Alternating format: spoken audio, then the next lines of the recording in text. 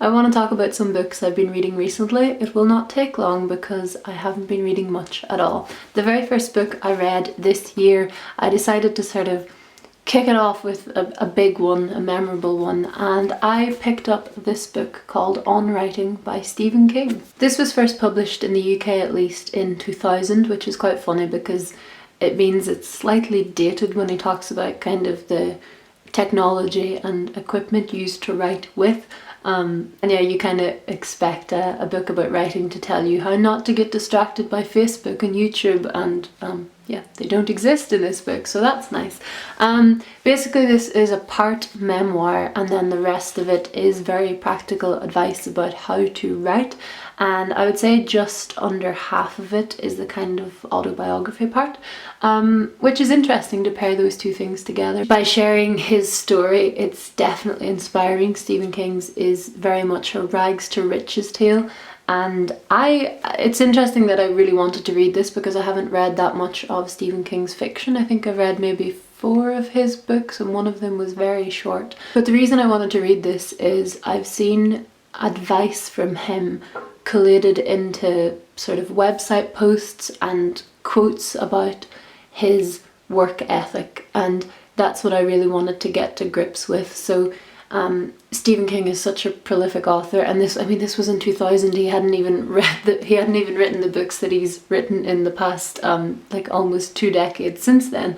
So even at this point he was very successful and very well known, and he's written dozens of bestsellers, and it sort of comes down to the fact that he treats writing as his job and doesn't wait for moments of divine inspiration and doesn't believe in writer's block. He just sits down every day and he writes with the understanding that it might not be very good and he might have to delete it later and it might get lost in the editing process. I can't talk today, I do apologise. But yeah, this is just really useful advice, and there's also some very sort of basic grammar and sentence structure type advice, but he doesn't delve too much into that because it's sort of written under the assumption that you kind of know the basics, but you sort of want to know how to push that first novel out of yourself. At least I do.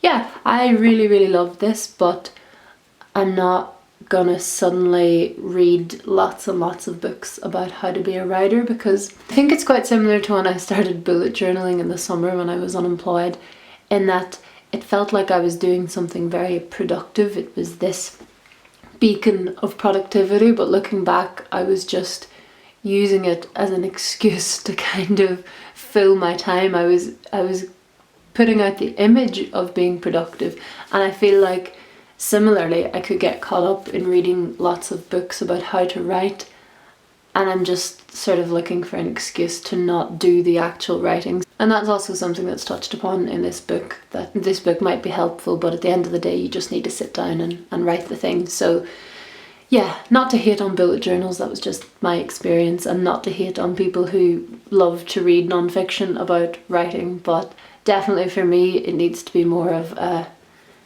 active thing, feet first, shall we say. Anderson Press sent this book my way. It's called Goodbye Days, a novel by Jeff Zentner. You may remember that I reviewed his book The Serpent King last year. I believe that was his first novel, and this one seems to have come around really quickly, so that's exciting.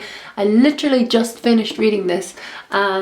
So it's young adult fiction. It's set in Tennessee, which I believe is where Jeff Zentner lives if he's not from there, and he's also a singer-songwriter, so this book kind of draws on that experience. It's about a group of teenagers who go to an art school.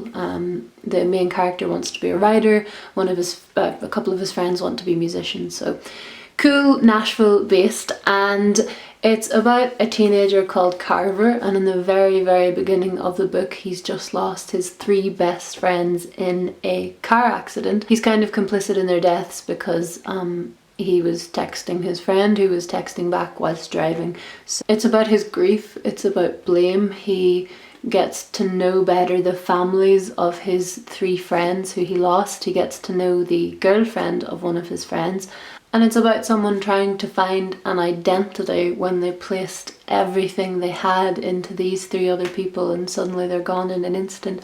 So yeah, it is very sad. It is effectively very sad. I got all teared up on the train a couple of days ago. It was very embarrassing. It's written in the first person, and I'm not so good with first person. It's particularly young adult, I would say, even though that's sort of the most common form it takes. But I feel like I've read books like this before where it's a first person account of someone grieving. So it maybe wasn't anything new for me, but it might be something new for you. I do think Jeff Sentner is a good writer. He makes believable characters. I'm not actually sure if this has been published yet, but I'll put a link in the description. As always, finally, and this book is so beautiful, I posted it on my Instagram a while ago. This is Idaho. Yes, beautiful wallpaper-esque cover. It's absolutely gorgeous. This is by Emily Ruskovich, and this is her debut novel. Oh Emily, if this was the only novel I'd written in my life, I would be a very happy writer. Oh my gosh, this book is absolutely delicious. It's so beautifully written. Okay, quick, I haven't finished this, by the way. I'm about halfway through and already I know it's going to be probably my favourite book of the entire year. So it's properly published this month. I got this review copy a few months ago and finally got around to reading it. So this story is set partially in the Idaho mountains. I believe that's where the author grew up, and it's about a woman called Jenny. Jenny has married a man who had a previous wife, and with his previous wife he had 2 daughters, and right away you know that his wife and his daughters are no longer in his life. You're not quite sure. You know that something terrible has happened, but the husband doesn't really share that much with his second wife Jenny, but she feels such a connection to this woman and these children because she's living in their house, and she's trying to kind of piece together the puzzle pieces of their past.